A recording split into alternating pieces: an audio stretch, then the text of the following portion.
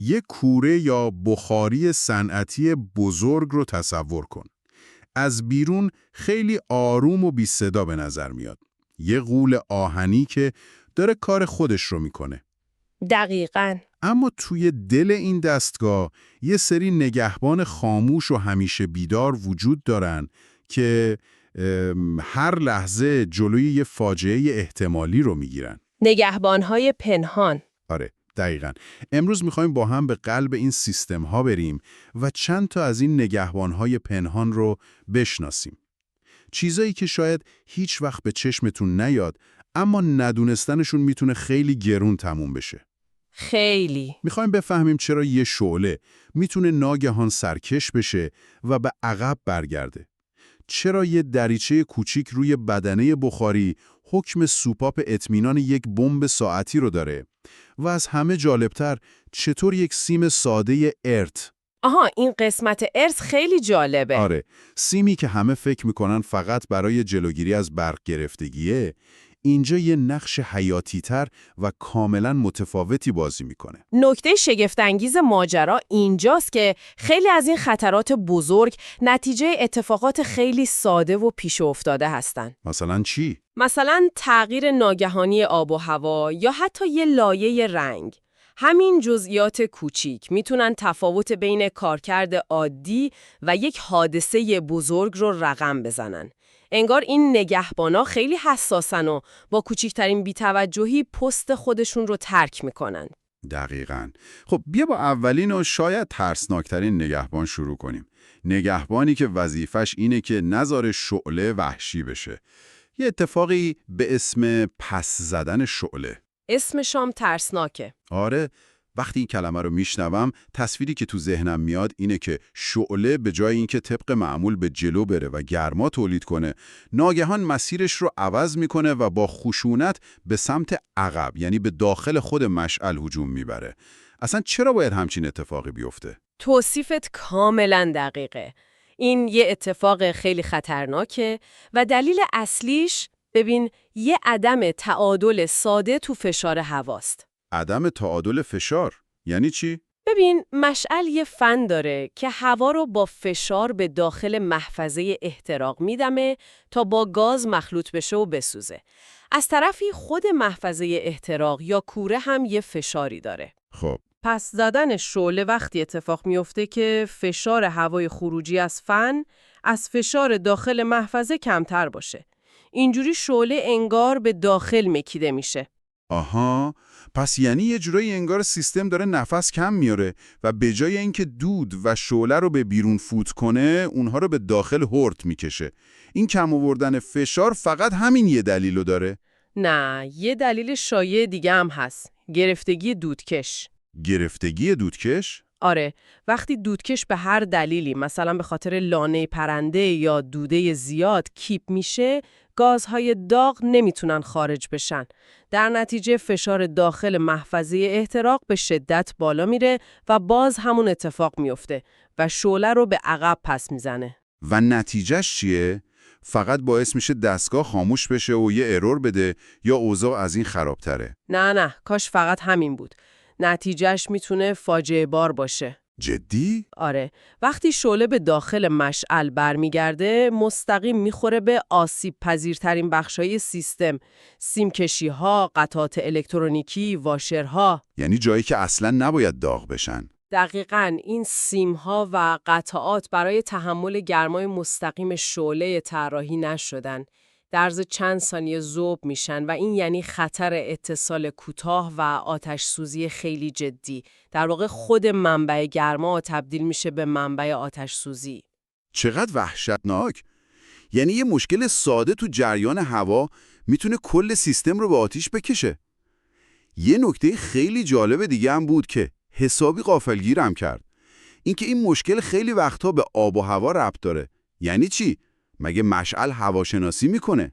دقیقاً همینطوره.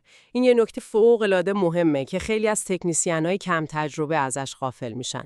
پس زدن شعله بیشتر در هوای خیلی سرد یا خیلی مرطوب اتفاق میفته. چرا؟ چون چگالی هوای سرد و مرطوب با هوای خشک و گرم فرق میکنه. این تغییر چگالی روی عملکرد فن و اون نسبت طلای سوخت به هوا تأثیر مستقیم میذاره. عجب. یعنی دستگاهی که در تابستان در تهران کاملاً ایمن کار میکنه، ممکنه با همون تنظیمات در یک صبح سرد زمستانی در تبریز به یک خطر آتش سوزی تبدیل بشه. این حساسیت به محیط چیزیه که خیلی ازش غافل میشن. پس این یعنی یه تکنیسین ماهر فقط قطعات رو نمیشناسه، بلکه باید مثل یه هواشناس عمل کنه و تأثیر دما و رطوبت روی کارکرد دستگاه رو هم در نظر بگیره. این یه سطح دیگه ای از تخصصه. کاملاً. خب پس دیدیم که کنترل جریان هوا و گاز چقدر در حین کار مهمه. اما یه خطر بزرگ دیگه درست در لحظه شروع به کار دستگاه کمین کرده. همون صدای پف کوچیکی که اول کار میشنویم. دقیقاً اون صدای پف که موقع روشن شدن آب گرم کن یا پکیج میشنوی، در واقع یه انفجار خیلی کوچیک و کنترل شده است. یه انفجار کوچیک. آره. وقتی گاز برای چند دهم ثانیه در محفظه جمع میشه و بعد جرقه زده میشه، این اتفاق میفته. حالا تو سیستم‌های صنعتی بزرگتر، این پف اولیه میتونه فشار قابل توجهی ایجاد کنه.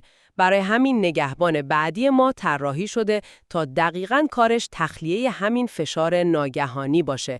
اسمش هست دریچه انفجار. دریچه انفجار. اسمش یکم ترسناکه.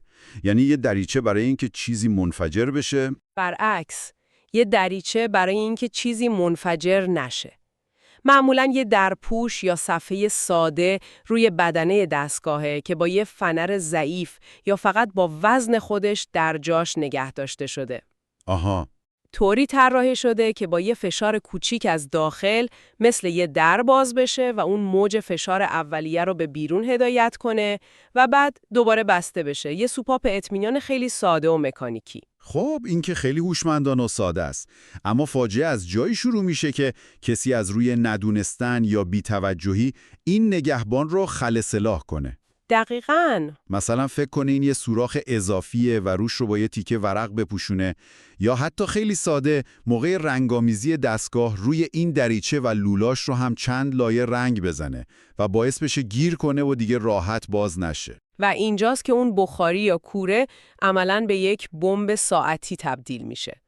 وقتی این دریچه مسدود بشه، اون فشار اولیه راهی برای خروج نداره. هیچ راهی. این فشار توی محفظه احتراق حبس میشه و مثل یه حیوان وحشی تو قفس دنبال یه نقطه ضعف میگرده تا خودش رو آزاد کنه.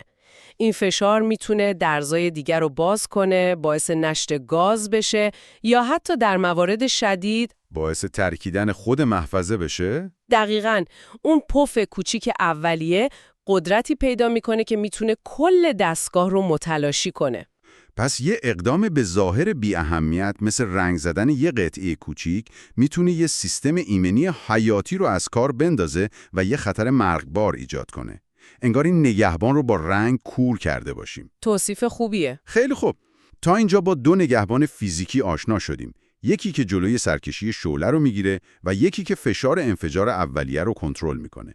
اما نگهبان بعدی ما تقریباً نامرئیه و با فیزیک کار میکنه.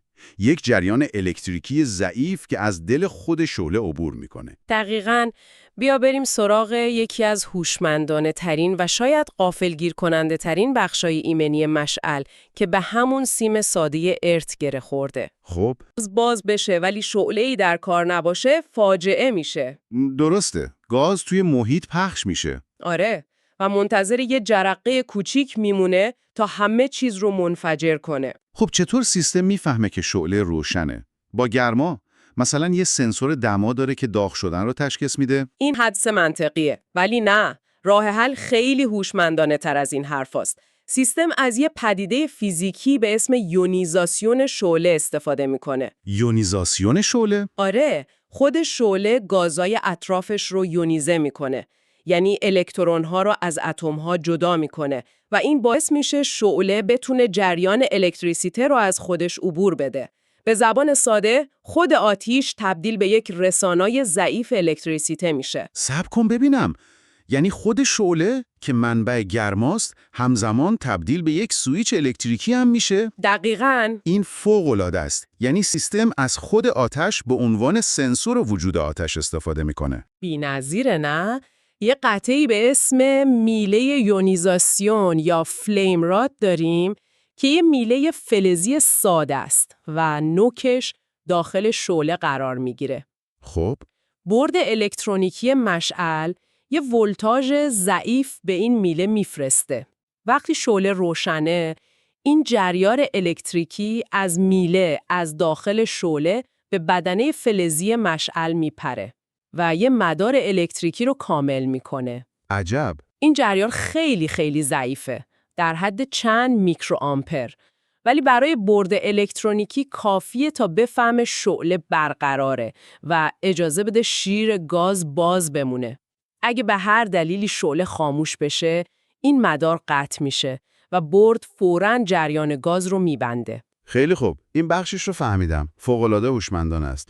اما هنوز نمیفهمم سیم ارت اینجا چه نقشی داره. آها. من همیشه فکر می‌کردم ارت برای اینه که اگه برق بدنه دستگاه به هر دلیلی اتصال پیدا کرد، اون برق به زمین منتقل بشه و ما رو برق نگیره. این دوتا موضوع چطور به هم ربط پیدا می‌کنن؟ به نظر میاد دوتا دنیای کاملا متفاوت باشن. این دقیقاً نقطه بحرانیه و همون جاییه که خیلی‌ها رو به اشتباه میندازه. اون جریان ضعیف میکروآمپری باید از میله از طریق شعله به بدنه فلزی دستگاه برسه و از اونجا به یه نقطه‌ای برگرده تا مدار کامل بشه. درسته؟ درسته. باید یه مدار کامل باشه. اون نقطه مرجع همون اتصال زمین یا آرت هست. اگر بدنه بخاری یا کوره ارت مناسب و استاندارد نداشته باشه، این مدار ناقص میمونه. پس مدار کامل نمیشه. نه، برد الکترونیکی یه سیگنال ضعیف و نامفهوم دریافت میکنه و طبق پروتکل ایمنی فکر میکنه شعله‌ای وجود نداره و شیر گاز رو میبنده. آها.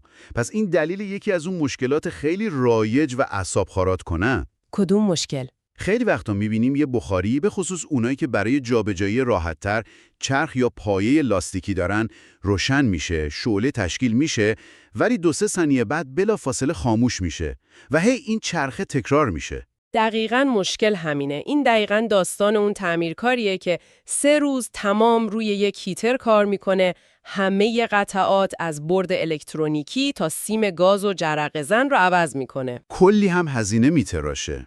آره، کلی هزینه رو دست صاحب دستگاه میذاره و در نهایت مستعسل و ناامید متوجه میشه مشکل فقط این بوده که هیتر روی پایه‌های لاستیکی بود و یه سیم ارت ساده از بدنه به زمین وصل نبوده. یعنی 3 روز کار در برابر 5 دقیقه کار. دقیقاً، چون چرخهای لاستیکی عایق هستن و اجازه نمیدن اون مدار الکتریکی حیاتی کامل بشه. پس واقعا میشه گفت مشعل بدون ارت مثل رانندگی با ماشینیه که ترمز داره ولی شما نمیدونید چطور کار میکنه. به ظاهر همه چیز درسته و ماشین راه میره، اما سیستم ایمنی اصلی عملاً از کار افتاده و هر لحظه ممکنه به خاطر یه تشخیص اشتباه شما رو تو خطر بندازه. تشبیه خوبیه. بریم سراغ آخرین خط دفاعی. آخرین نگهبانی که وقتی همه سیستم‌های دیگه از کار افتادن باید جلوی فاجعه رو بگیره. باشه. یه سناریوی خطرناک دیگر رو با هم تصور کنیم. فرض کن توی یک گلخونه یا یه سالن مرغداری یه هیتر صنعتی بزرگ داریم که با یه فن قوی هوای گرم رو در محیط پخش میکنه. خب، حالا به هر دلیلی، مثلا پاره شدن تسمه یا سوختن موتور فن، این فن از کار میفته. اما مشعل خبر نداره و همچنان با تمام قدرت روشنه. چه اتفاقی میفته؟ این یه جور خطر پنهانه. هیچ صدای انفجار یا اتفاق ناگهانی نمیفته. فقط مشعل داره به کارش ادامه میده ولی گرمایی که تولید میکنه دیگه جایی نمیره. دقیقاً. تمام اون حرارت عظیمی که مشعل تولید میکنه دیگه در محیط پخش نمیشه. همه گرما توی خود دستگاه، یعنی توی دیگ یا مبدل حرارتی جمع میشه و دما همینطور میره بالا. لحظه به لحظه بالاتر میره. اول بدنه دستگاه سرخ میشه، بعد عایق‌ها و سیمکشی‌های اطراف شروع به دود کردن و سوختن میکنن و در نهایت کل دستگاه و هر چیزی که اطرافش هست آتش میگیره. این یکی از دلایل خیلی شایع آتش‌سوزی در محیط‌های صنعتی و کشاورزیه. خب، برای جلوگیری از این فاجعه خاموش چه راه حلی وجود داره؟ اینجاست که آخرین نگهبان ما یعنی ترموستات حد یا لیمیت سویچ وارد عمل میشه. آها، از اسمش معلومه که یه جور ترمز اضطراری برای سیستمه. بهترین توصیف همینه. ترمز اضطراری. کارش فوق‌العاده ساده و در عین حال حیاتیه. این یه ترموستات کاملاً مکانیکی و مستقله که سنسورش مستقیما روی بدنه دیگ یا داغ‌ترین نقطه دستگاه نصب میشه. خب، از قبل روی یه دمای بحرانی تنظیم شده، مثلا 90 یا 100 درجه سانتیگراد. وقتی دمای اون نقطه به هر دلیلی از این حد مجاز بالاتر بره، این ترموستات بدون هیچ سوالی برق اصلی مشعل رو کاملا قطع میکنه. پس یعنی اصلاً کاری به کنترلر هوشمند دستگاه، ترموستات محیطی که روی دیوار نصبه یا هیچ سیستم کامپیوتری دیگه‌ای نداره. هیچی. کاملا مستقله و کار خودش رو میکنه. کلیدواژه همینه. استقلال. از نظر فنی ترموستات حد بالا فقط یک تیغه نورمال کلوز یا در حالت عادی بسته داره. یعنی در شرایط عادی مثل یه تیکه سیم عمل میکنه و اجازه میده برق ازش عبور کنه و مشعل کار کنه. و وقتی داغ بشه، به محض اینکه دما از حد مجاز فراتر بره، گرمای زیاد باعث میشه این تیغه فلزی منبسط بشه و مدار الکتریکی رو قطع کنه. مشعل خاموش میشه و تا زمانی هم که دما به حد ایمن پایین نیاد و کسی به صورت دستی دکمه ریست روی خود ترموستات رو فشار نده، اجازه کار دوباره به مشعل نمیده. و اینجا یه قانون خدشه‌ناپذیر وجود داره که خیلی روش تأکید شده بود، یه چیزی که هرگز و تحت هیچ شرایطی نباید انجامش داد. بله، و اون قانون طلایی اینه: هیچ سیستم هوشمند، اتوماسیون یا کنترلر کامپیوتری نباید این مدار ایمنی رو دور بزنه یا به جای اون تصمیم بگیره. این ترموستات باید مثل یک کلید قطع اضطراری مستقیما در مسیر برق اصلی مشعل قرار بگیره. ولی حتما دیدی که این کار رو میکنن. متاسفانه بارها دیدم که برای تست کردن مشعل، تعمیرکارها موقتاً دو سر سیم این ترموستات رو به هم وصل میکنن تا از مدار خارجش کنن و بعد یادشون میره دوباره وصلش کنن. وای. این یعنی شما عملاً آخرین و مهمترین نگهبان سیستم رو برای همیشه اخراج کردید. خطرناکترین کار ممکنه اینه که این سیستم ایمنی حیاتی رو از کار بندازیم. پس دیدیم که ایمنی یک سیستم گرمایشی صنعتی چقدر به جزئیات بستگی داره، به نگهبانایی که شاید اصلاً به چشم نیان. دقیقاً. از یه دریچه کوچک روی بدنه که نباید رنگ بشه تا یک سیم ارت ساده که نقشی حیاتی در تشخیص شعله داره و یک ترموستات مستقل که مثل یه نگهبان همیشه بیدار مراقب افزایش دمای خطریه. دقیقاً.